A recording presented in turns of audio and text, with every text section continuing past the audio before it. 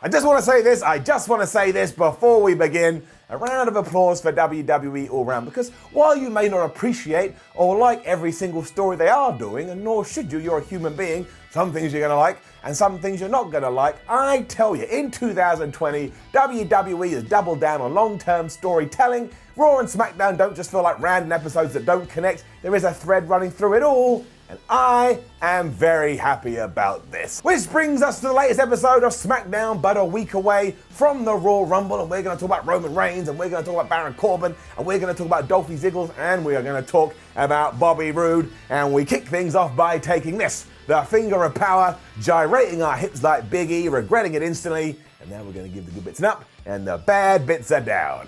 Let's up those damn smacker downs.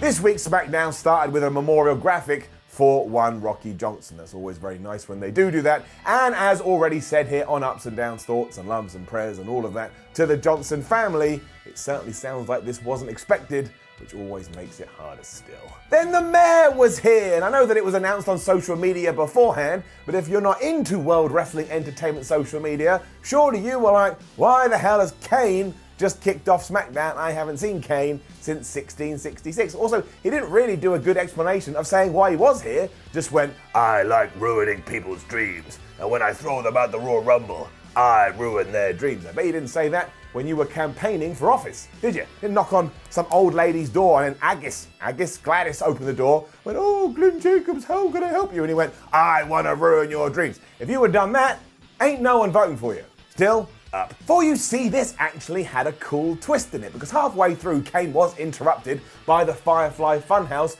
Bray Wyatt was very upset to see the big red machine, because both he and The Fiend never forget. And obviously he was referring to what I believe was Bray Wyatt's first ever match way back in 2014 at SummerSlam, when he did indeed have an Inferno bout against Kane. There was no delay this time though, because as soon as he had said this, the lights went out and all of The Fiend's noises started to play. You know the ones, it sounds like a bird. He goes, whoa, whoa, but it just means he's about to pop up, which he did. He came up from the ring, although this time, Michael Cole didn't go, oh, it's a gateway to hell. So I can only presume that Bray Wyatt has now formed a series of tubes which allows him to travel in whatever direction he would like. That twist I mentioned though is that this was a trap, because by this point Kane had left the ring and he had his back to The Fiend, but then he turned around and he's like, what took you so long? And then from nowhere, Daniel Bryan appeared and just running kneed The Fiend right in his stinking face. Bray then tried to sneak back into his hole, which was hilarious, because a bit like a badger who was scared of a child,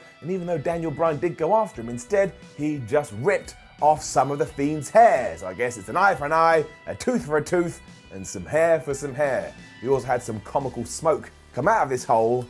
It's kind of silly. It was nice because, of course, Kane and Daniel Bryan used to be Team Hell No, so I can completely make sense of this, and it made me feel rewarded as a viewer. Backstage, Daniel Bryan then got interviewed, and he said, because The Fiend loves to have all these surprises, let's get rid of all of that, and at the Royal Rumble, the stipulation will be a strap match. Now, do I want to see The Fiend versus Daniel Bryan with all that red light in a strap match? Not really. But do I think of anybody on the roster, the one person to make that work is Daniel Bryan? Yes, I do.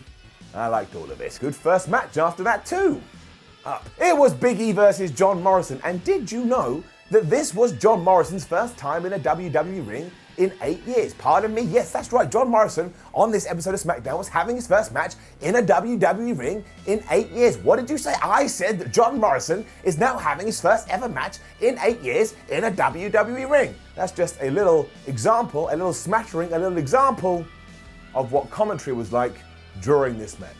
I do believe this was John Morrison's first match in a WWE ring in around about 8 years. That aside though, yeah, this was a lot of fun. Morrison did kick Big E in the face about 72 times and everyone looked like it was going to take his head off. And the only really confusing thing is that Kofi Kingston has bleached his hair. Now maybe he did that last week and I didn't notice it, but surely anybody would notice this. It was like a beacon of light It was Dolph Ziggler. Miz was out there as well, and of course that tied into the finish, because at one point Kofi and the Miz were getting into it. So as John Morrison had climbed to the top rope, he just went, who cares? And he dove onto the former WWE champion. But then Big E was all riled up by this, and he went to run and attack John. Miz saw that, pushed his friend out the way, and Big E was so flabbergasted that this had happened, he got kicked in the head again. Morrison hit him with the Starship Pain, and that's right, Johnny Boy got the win during his first match in the WWE ring for 8 years. I would guess that this is going to end with the Miz and Morrison taking on the New Day for the tag team titles, and probably the Miz and Morrison becoming the new tag team champions before they fall out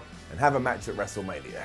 You heard it here first. We then had the cheesiest skit in the world between Roman Reigns and the Usos. I mean, it finished with the Usos looking right into the camera and going, "Welcome to," and they walked off, and then Roman Reigns also stared into the camera like he was delivering someone bad news and went, "The Uso Penitentiary." And it was just mostly there to let you know that we are going to have the Usos versus the Revival this evening, but we're also going to have Roman Reigns versus Robert Roode, and if Roman Reigns wins, he gets to choose the stipulation for the Royal Rumble when he takes on Baron Corbin, but if Robert Roode wins, Baron Corbin gets to choose the stipulation. And while you think you may know what that stipulation is, maybe WWE has a little bit of a surprise for you. We then had that Usos match, and in something that is a little bit different for ups and downs, I am indeed giving it a down, even though I liked it. So yeah, that's not because of the match, which was a perfectly enjoyable WWE tag team bout, but I could just see what was going to happen a million miles away, and wouldn't you know it, I was correct. Because after the Usos had their ass kicked for around about 3 minutes, they found their momentum, they started to fight back. Eventually Jimmy hit Wilder with the big splash, and the Usos won, got the 1, 2, 3. Corey Graves then threw in that yes, officially the Revival are on a losing streak, and you just got to assume all of this is because the Revival haven't signed new contracts in WWE, so this is their path. And that was doubly true, because then they were interviewed backstage and they were like, if WWE's not going to change, maybe we have to change. And I tell you the best way to change the company. Now hopefully I'm wrong and I'm reading too much into this and I'm being worked. Don't mind being worked, I'm a wrestling fan, that's the whole point. But yeah, I've done too much reading. That's a problem. I've done too much reading, and it affected my emotions. This was also interrupted because Bayley, Sasha Banks, and Lacey Evans were having a scrap, but I will talk about that in 30 seconds, because instead, I want to talk about the skit after match, which was everything between Mandy Rose, Sonya Deville, and Otis. Yes, it is the best thing on television. And basically, Sonya Deville was saying to Mandy, "Hey babe, hey hun, do you mind going to have a chat with Otis and telling him to be at ringside for my match? Because I saw what you did last week. Now I understand why you're trying to be friendly with him. You think he can be a good diversion tactic." So now we have this added narrative that Sonya Deville believes Mandy Rose is using Otis, but deep down in our hearts, we're hoping there's actually some love there. And it did work last week, so this is logical, and Mandy, while hesitant, said, "I shall go and talk to him about this." More later. So right, yeah, Sasha Banks, Lacey Evans, and Bayley. As I said at the start of this week's Ups and Downs, I really do appreciate that WWE are staying true to their stories. But with this story, as I have also said before, I just don't get it. It's lost on me, and that's okay. I'm only one man, I don't have to cater just for me. But on the show that I host, it's getting it down. I know it's boring because I say it all the time, but I just don't see what I'm meant to like about Lacey Evans, other than the fact that she used to be a Marine and that she's a mum. That is not enough for me to become a babyface. Anyway, Sasha Banks was on the floor here holding her leg like, "Oh, my leg, my leg." And Bayley and Lacey Evans were having a big brawl before they were broken up. But this was also WWE pulling a tease on us for the second week on the road, because we had a graphic at the start of SmackDown that said, "Definitely tonight, Sasha Banks versus Lacey Evans." And of course, Sasha Banks was hurt here, she couldn't do it, and that match got canned. Bayley then did remind us that yes, Lacey Evans is a mother, she does have a daughter, but that she was gonna beat her up so bad, she would be a stay-at-home mum. That's not how it works, Bayley. Like, if you break all of the bones in Lacey Evans's, I don't know, soul, that didn't make any sense, she's not going to be a very good stay-at-home mum, now is she? Anyway, Bayley and Sasha Banks were then in the trainers moaning at each other when some random man turned up and went, "Oh, by the way, I know we can't do Sasha Banks versus Lacey Evans, so instead, in a non-title match, it's going to be Bayley versus Lacey instead." This was mad. Now, I am a nerd, and I know this was Adam Pearce, and I know he made a brief appearance last week too, but again, if you're a casual fan and some dude just starts making matches, you are allowed to go, "Excuse me, what the hell is going on?" And all the commentators gave you was they went, "Oh, it's Adam Pearce." Who is Adam Pearce? If some dude walked on now and whispered in my ear, "Simon, give it an up. And then just left, and I went, I give it an up. All the comments would say, who the hell was that guy? Evans then beat Bayley clean with the women's right. I mean, I quite like the finish because it came out of nowhere, and they are getting that move over. But again, I don't care. And not in a bad way. Like, I think they're all doing very good jobs, and I know it is working. I heard the crowd go, Lacey, Lacey. But I have no affinity to either party, and therefore I kind of switch off. But again, just one man's opinion, it really doesn't matter. The walking Instagram post known as Shorty G was back then. He had a little interview, and he was saying he doesn't care what Sheamus has to say. He is proud of his height, and nobody can drag him down. Then Sheamus arrived, said some bad words to Shorty G, and dragged him down. He made some short jokes, and despite Gable saying he's perfectly cool with his height, he lost his rag and started to kick the crap out of the Irishman. I'm not sure that happens in life coaching. I don't think they go, man, you've got to believe in yourself, and then one day just explode and go nuts. However, I do like that the bully is being beaten up by the guy who was getting bullied. I think this feud is perfectly fine. So many people on the internet they're going crazy about it. I'm really interested. Sheamus was pissed off afterwards. I look forward to their match. The same with Braun Strowman too. He was being interviewed in the exact same place that this fight had gone down. He's going to be in the Royal Rumble, but first he would like an Intercontinental title match against Shinsuke Nakamura. He'll probably bet both at the pay-per-view. Elias was then back singing, and by now you know the deal. So, this week with Elias, he tried to sing another song.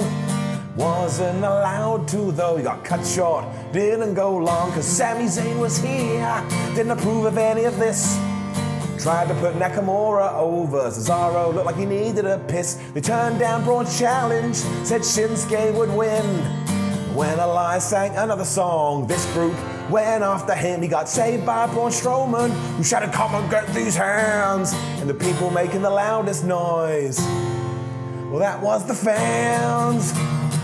Nope. And they genuinely did too. The fans went crazy for all of this, and Elias's stick is much better when he has someone to bounce off and someone to react to. Giving it up. WWE then aired a Rocky Johnson tribute video after this, and they always do so well with these. They hit you right in the feels. They got a nice applause afterwards. Once again, just classy all round. I thought it was needed.